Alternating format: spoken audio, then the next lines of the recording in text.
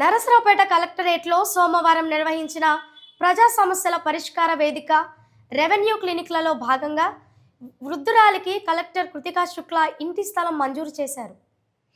రావిపాడుకు చెందిన మేడ రాములమ్మ అనే వృద్ధురాలికి జిల్లా కలెక్టర్ కృతికా శుక్లా 2.5 సెంట్ల ఇంటి స్థలం మంజూరు చేసి పట్టాను వృద్ధురాలికి అందించారు. ఈ కార్యక్రమంలో జాయింట్ కలెక్టర్ సంజనా సింహ, ఆర్డీఓ మధులత, తహసీల్దార్ వేణుగోపాల్ పాల్గొన్నారు.